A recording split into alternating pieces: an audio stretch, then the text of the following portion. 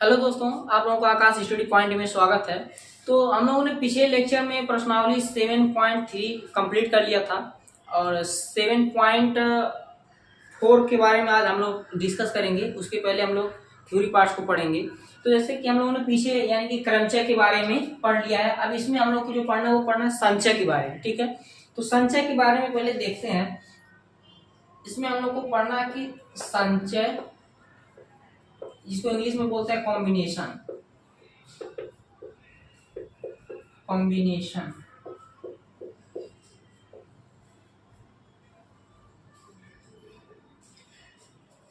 इसको इंग्लिश में बोलते हैं कॉम्बिनेशन। ठीक है, तो इस बार हम लोग संचय के बारे में डिस्कस करना है। तो पहले हम लोग बेसिक सा डिफरेंस जान लेते हैं कि क्रमचय और संचय में डिफरेंस क्या है। ठीक है, तो देखिए जैसे यानी कि जो चैप्टर है क्या है,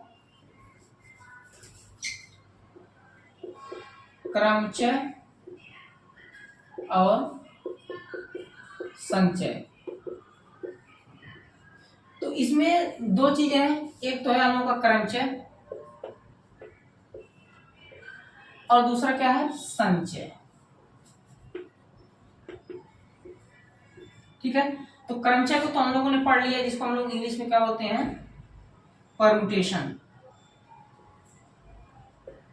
परमुटेशन। और संचय को इसको बोलते हैं कॉम्बिनेशन।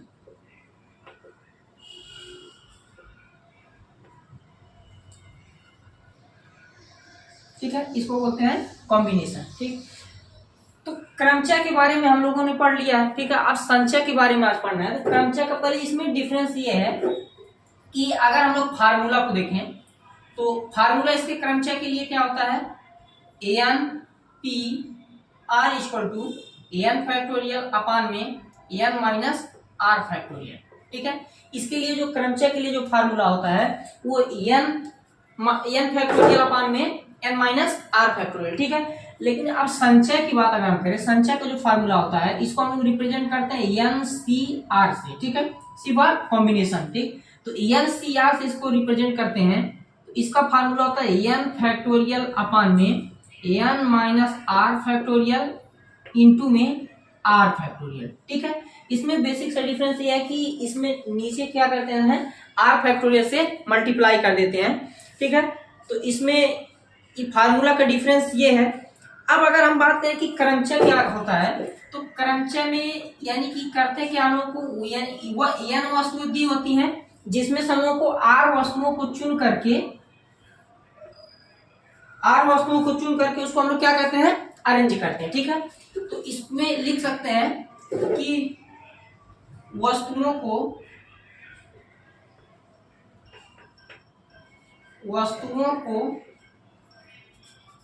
चुनकर अरेंज करना।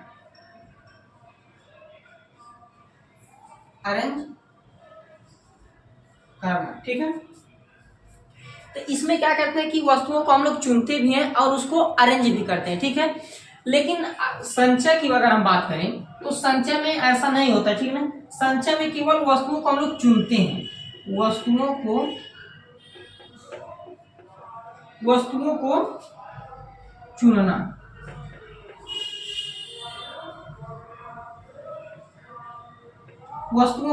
चुनना। ठीक है, दूसरा डिफरेंस इनके बीच का ये होता है कि एक में तो हम लोग वस्तुओं को चुन करके अरेंज चुनना भी होता है और उसको अरेंज भी करना होता है, लेकिन अगर संचय की बात करें तो इसमें केवल और केवल वस्तुओं को चुनना होता है। ठीक है ना, इसमें वस्तुओं को केवल हम लोग चुनते हैं कि जैसे एन वस्तु दी हुई है उसमें से हम लोग को आर वस्तुओं को चुनना होता है। ठीक है, और फिर इसमें डिफरेंस क्या, जैसा भी एग्जाम्पल के थ्रू समझते हैं। मान लेते हैं कि इसमें एक एग्जाम्पल लेते हैं, C, O, W। अब अगर हम कहें कि COW ये तीन अक्षर दिए हुए हैं, इससे हम लोग को दो अक्षरों को चुन करके शब्द बनाना है। तो क्या करते हैं कि जैसे इसमें से अगर मान लेते हैं पहले हम लोग C और O को ले लेते हैं। ठीक, तो C और O को जब लेंगे तो शब्द क्या क्या बनेंगे, एक तो C और O बनेंगे और फिर एक क्या बनेंगे, O और C बनेंगे। क्योंकि इसमें क्रम का मायने रखता है, क्योंकि अगर मान लेते हैं एक तो C और O बन रहा है तो अगर हम लोग ओ को पहले रख देंगे, सी को बाद में रख देंगे, तो दूसरा शब्द बन जा रहा है। तो इसलिए इसमें वस्तुओं को चुन भी रहे हैं और अरेंज भी कर रहे हैं कि किस अक्षर को पहले लिखना है, तो फिर कौन सा शब्द बनेगा, और फिर दूसरे वाले को अगर पहले रख देंगे तब कौन सा शब्द बनेगा। तो इसमें क्या हो रहा है कि वस्तुओं को चुन भी रहे हैं, इन तीन में से दो को चुन रहे हैं और फिर उसको अरेंज भी कर रहे हैं। ठीक है, आगे लिख रहे हैं एक बार पीछे लिख रहे हैं, तो इससे क्या है, अरेंज भी हो रहा है। और फिर इसमें अगर हम लोग ओ और डब्ल्यू को ले लें तब क्या होगा, ओ और डब्ल्यू को ले लेंगे तो एक तो ओ और डब्ल्यू बनेगा और एक डब्ल्यू और ओ बनेगा। ठीक है, और फिर एक बार सी और डब्ल्यू को ले लें तो एक तो सी और डब्ल्यू बनेगा और एक डब्ल्यू और सी बनेगा। ठीक है, तो यानी कि इसमें से तीन अगर अक्षर दिए हुए हैं, उसमें से हम लोग को दो अक्षरों को चुन करके अगर शब्द बनाना है तो टोटल 6 शब्द बनेंगे। ठीक है, यानी कि इसमें वस्तुओं को चुनना भी होता है और फिर उसको अरेंज भी करना होता है। ठीक, अब अगर हम संचय की बात करें, इसमें इसी एग्जाम्पल को सेम ले लें, सी ओ और डब्ल्यू को। ठीक है, तो सी और ओ डब्ल्यू को अगर इसमें ले लेंगे तो इसमें यानी कि टोटल 3 अक्षर दिए हुए हैं, इसमें से 2 अक्षरों को चुन करके अब हमको इसमें से 2 अक्षरों को चुनना। ठीक है, तो इसमें क्या करेंगे, तो एक तो सी और ओ लिख देंगे। ठीक, और फिर दूसरा अगर ओ और डब्ल्यू को लेंगे तो क्या हो जाएगा, ओ और डब्ल्यू हो जाएगा, और सी और डब्ल्यू को ले लेंगे तो क्या हो जाएगा, सी डब्ल्यू हो जाएगा। अब यहाँ पे देखिए कि हमारे पास टोटल केवल और केवल 3 शब्द बन रहे हैं। इसमें ऐसा नहीं कहा जा रहा है कि इसमें वस्तुओं को चुनना भी है और अरेंज भी करना है। ठीक है, इसमें सीधे सीधे अगर डिफरेंस देखें तो क्रमचय जो होता है इसमें यानी कि क्रम का महत्व होता है, जबकि संचय में क्रम का महत्व नहीं होता है। ठीक है, तो इसमें सी और ओ को लेंगे तो एक ही शब्द बनेगा। अब चाहे इसको ओ और सी लिखें या फिर सी और ओ, तो दोनों बात एक ही होगा। ठीक है, क्योंकि यहाँ पे क्रम का मायने नहीं रखता है, जबकि यहाँ क्रम का मायने रखता है, क्योंकि हमको शब्द बनाना है तो उसमें अगर हम लेटर को इधर उधर करेंगे तो शब्द चेंज हो जाएगा। ठीक है, तो क्रमचय में ऐसा, सॉरी संचय में ऐसा नहीं है। ठीक, तो ये बेसिक से डिफरेंस थे। अब इसमें कुछ नोट पॉइंट है जिसको लिख लीजिए कि ताकि ये पता चले कि हमको क्रमचय और संचय में डिफरेंस में कैसे हम लोग पहचान पाएंगे कि कहाँ पे हम लोग क्रमचय का यूज करेंगे, कहाँ पे संचय का यूज करेंगे। ठीक है, तो ये तो एक बेसिक सा डिफरेंस था क्रमचय और संचय में।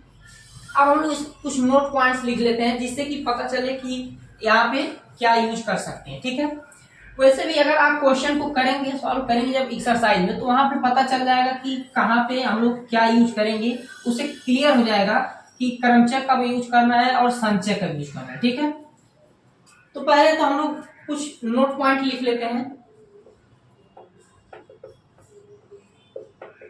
नोट पॉइंट पहला क्या कह रहा है कि अगर लिखे चयन कामा समूह, और क्या लिखा है, आमंत्रण,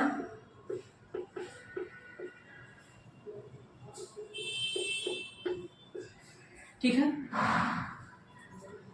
टीम, कमेटी,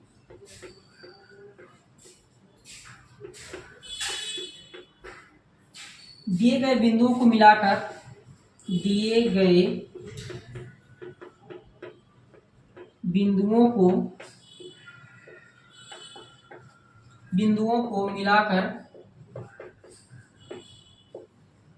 मिलाकर सरल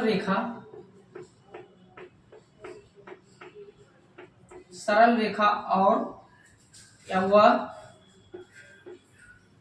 त्रिभुज बनाना हो,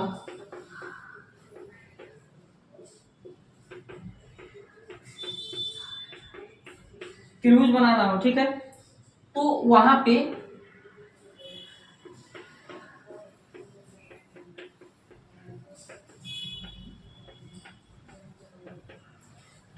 हम लोग किसका प्रयोग करते हैं, संचय का प्रयोग होता है। अगर क्वेश्चन में दिया हो कि हमको चयन करना है, ठीक है ना, चयन करना है कुछ लोगों का, जैसे चयन करना है, ठीक है, समूह का किसी चयन करना है, या फिर आमंत्रण का, टीम का, कमेटी का, तो ये सारी चीजें, और फिर अगर दिए गए बिंदुओं को मिलाकर एक सरल रेखा बनाना हो या त्रिभुज बनाना हो, तो वहां पे हम लोग किसका यूज करेंगे, संचय का यूज करेंगे। ठीक है, दूसरा पॉइंट क्या है, दूसरा पॉइंट यह है, लिख लीजिए कि क्रमचय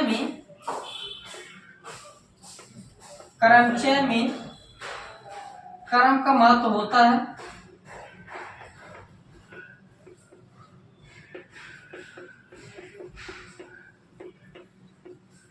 क्रमचय में क्रम का महत्व होता है, जबकि संचय में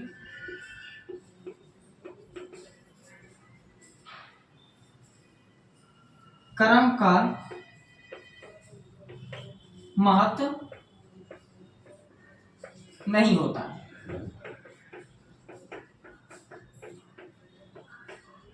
ठीक है, ये बेसिक सा डिफरेंस है कि क्रमचय में हम लोग को क्या रहता है कि क्रम का महत्व होता है, ठीक है, जबकि संचय में क्रम का महत्व नहीं होता है। ठीक है, ये मेन इंपॉर्टेंट है डिफरेंस। ठीक, अब इसमें हम लोग संचय के कुछ महत्वपूर्ण गुणधर्म को देख लेते हैं कि इसमें कुछ गुणधर्म होते हैं कि अगर क्वेश्चन किसी तरह दे रहा तो उसको कैसे सॉल्व करना है, ये बहुत इंपॉर्टेंट होगा। ठीक है, क्वेश्चन को सॉल्व करने में ये बहुत मदद करेगा। तो इसको लिख लेंगे संचय के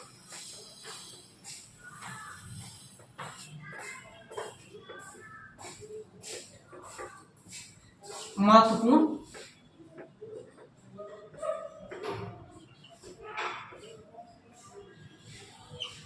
संचय के महत्वपूर्ण गुणधर्म।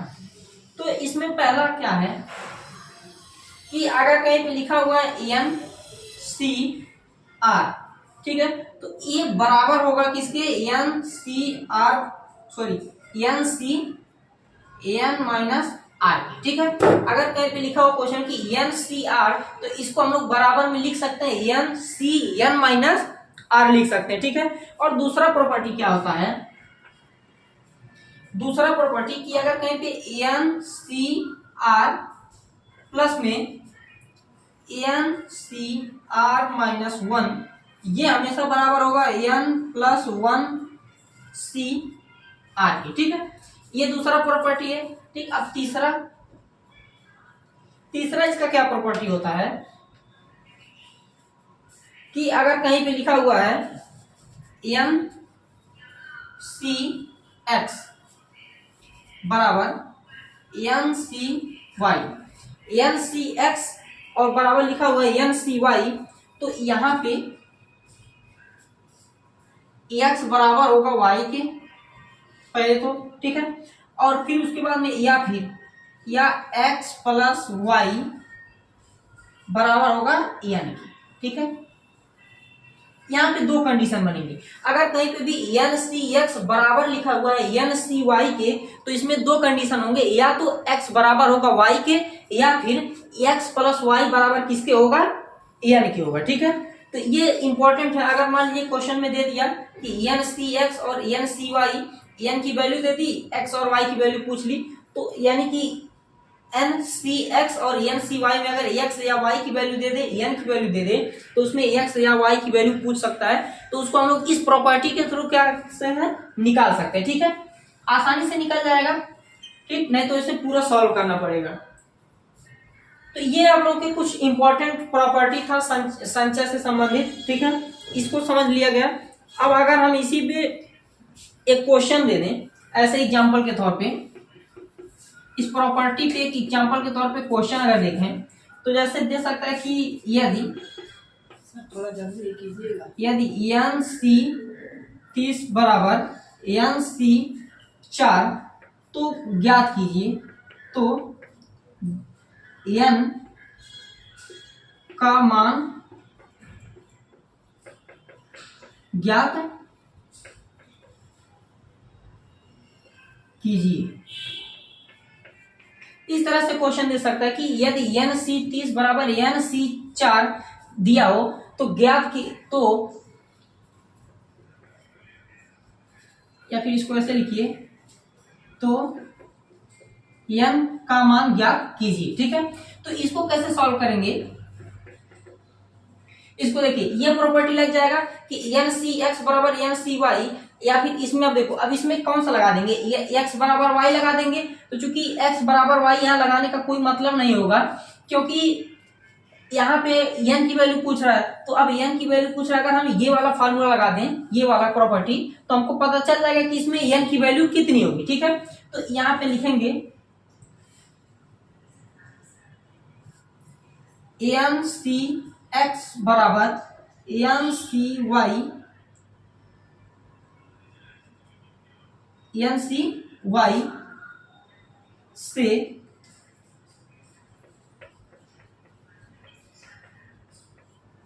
तुलना करने पर, तो जब यहाँ पे तुलना करेंगे तो क्या होगा, तुलना करने पर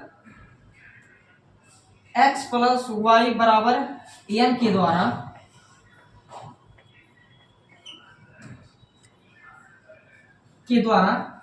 यहाँ पे क्या हो जाएगा, x बराबर कितना दिया हुआ है 30 एंड y बराबर कितना दिया हुआ है 4 और n बराबर n दिया हुआ है। ठीक है, तो अब यहाँ पे कैसे लगाएंगे, x प्लस वाई बराबर n, तो x की वैल्यू कितनी दी है 30 प्लस y की वैल्यू 4 बराबर n, तो यहाँ क्या आ जाएगा n बराबर 34।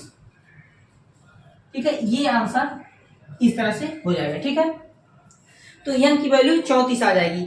अब इसको 34 आ गया, अब इसको हम लोग क्या कर सकते हैं, इसमें अगर इस वाले प्रॉपर्टी में रखेंगे तो ये सेटिस्फाइड हो जाएगा। ठीक है, बस तो ये आप लोगों का कुछ इंपॉर्टेंट थ्योरी पार्ट था। अब हम लोग कल से इसके एग्जांपल्स को सॉल्व करेंगे, फिर उसके बाद में इसके जो है एक्सरसाइज पे चलेंगे, प्रश्नावली पे, और फिर उसके बाद में कुछ विविध उदाहरण है उसको सॉल्व कर लेंगे और फिर ये एक चैप्टर कंप्लीट हो जाएगा। ठीक है।